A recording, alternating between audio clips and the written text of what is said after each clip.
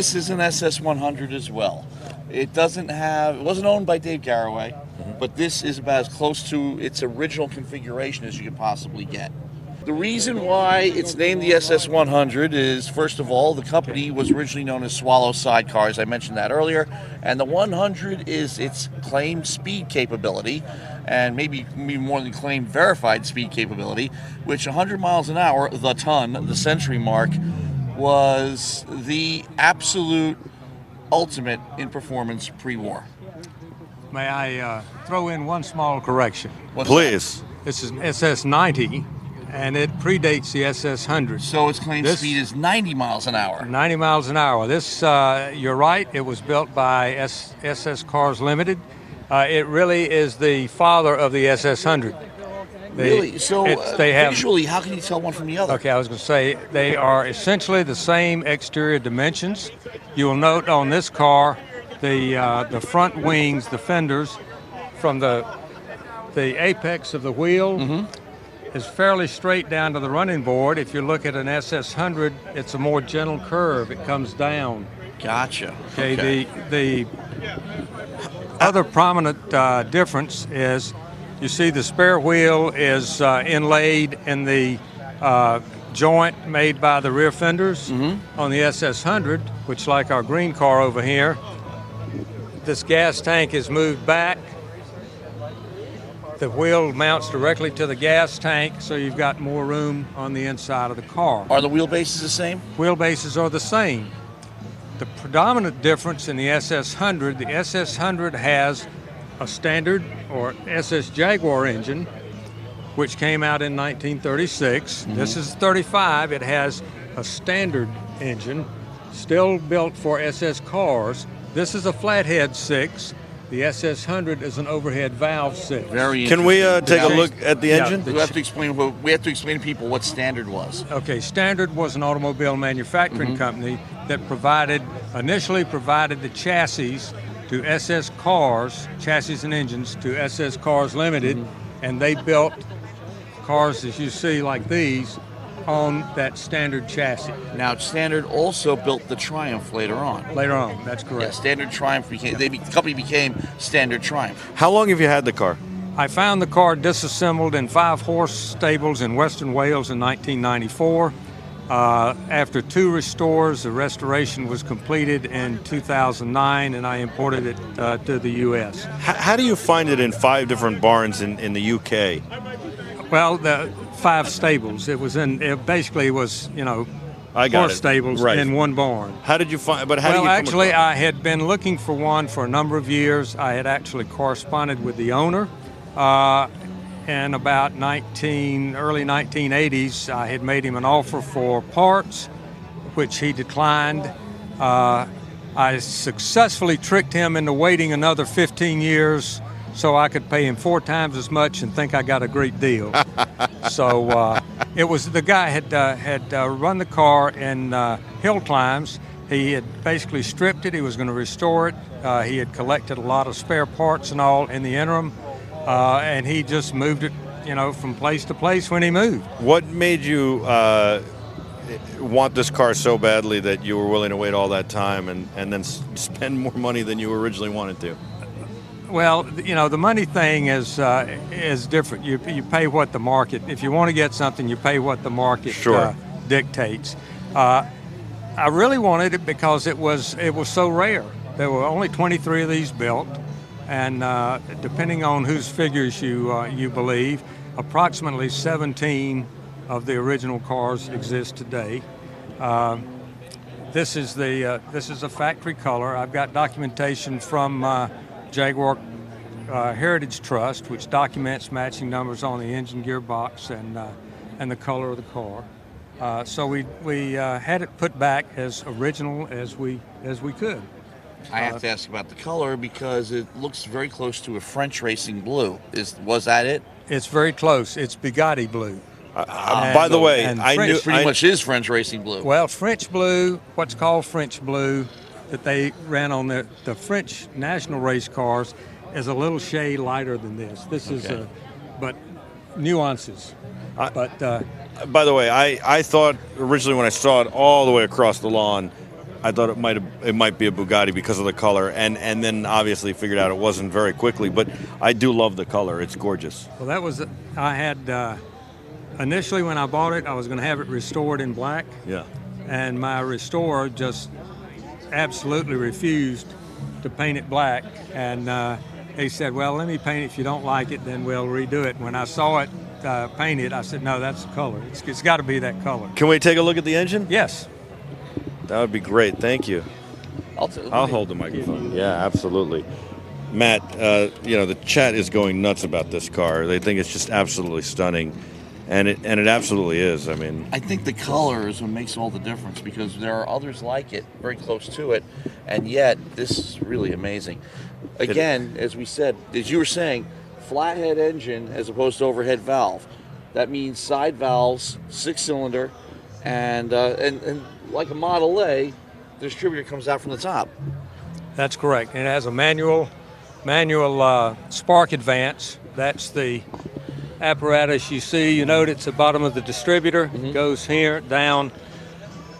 The gears here, actually, of course, you've got a lever in the hub of the steering wheel, and when you move the lever, moves the gear, advances your spark. So the steering column is actually a tube, and the switch or the lever here turns the gear there and goes all through this, all the way to the distributor. And Yes. that is so British in terms of all the different directions all the rods have to go. It's a manual adjustment, and Yeah. that's how they figured out how to put it in there. Another thing that controlled from the hub of the steering wheel, the other gears, this is your headlight switch.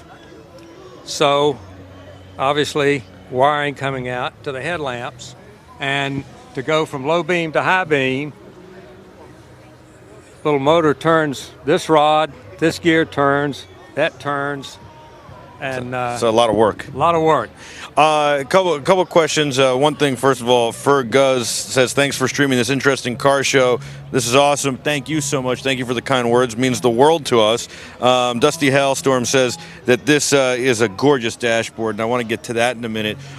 It doesn't have the leaping Jaguar. Was that an option, or is that... The Leaping Jaguar did not exist in 1935. Leaping Jaguar came out with the SS Jaguar in October 1936. So right after this car. This particular car was built on or completed on the 5th of June, 1935. Wow.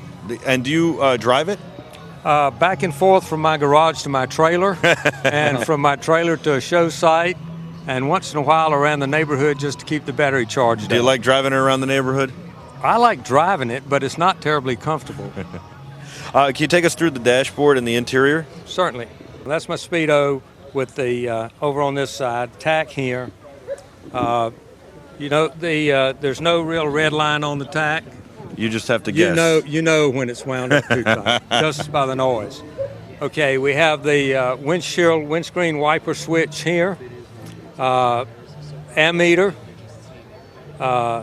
temperature, and fuel quantity. A little, what I call idiot light, red light to indicate when the battery's not charging, as well as the ammeter. Starter button, panel lights, ignition switch, and the little knob over on the far left is to switch from the main to the auxiliary or reserve fuel tank. So it has two fuel tanks like an XJ6 would later on. No, it has one fuel tank with a false bottom. Oh. And so when the sender unit on the fuel tank is basically set up for the large portion of the tank. So when you get an indication that you're running out of fuel, like the engine coughing or whatever, reach over and switch, and you've got about 1.5 gallons left in the absolute sump of the tank. I would imagine that this was really, in case you got caught in the rain, it wasn't really to drive with the top up.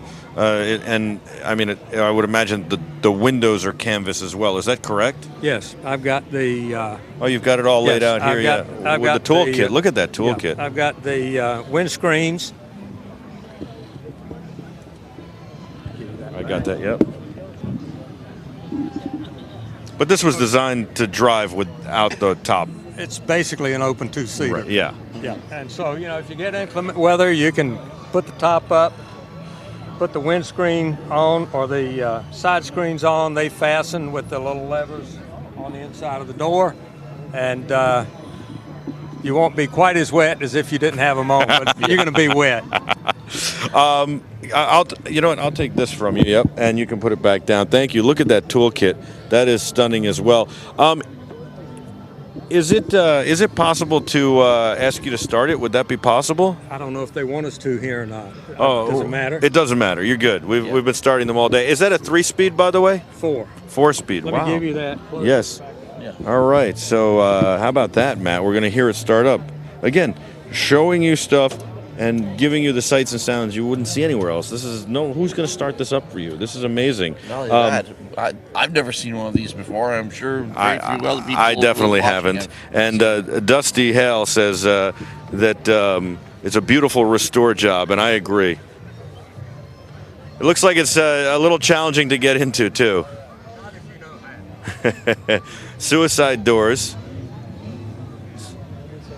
Really gorgeous. Matt, does this have a choke? Is that how we get it going? Well, it has a manual spark advance, that's for sure. I'm looking forward to hearing this purr.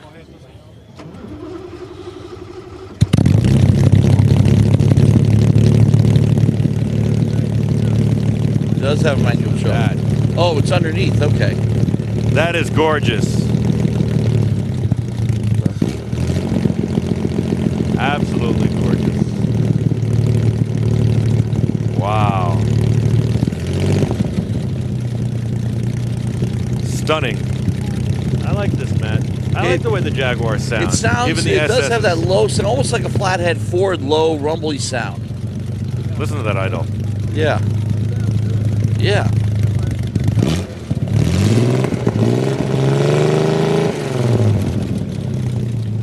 How many cup holders was a question? I'm going to go out on a limb here and say 0. That is wonderful. Thank you. They didn't use That is cups. Unbelievable. They carried flasks. Sounds great.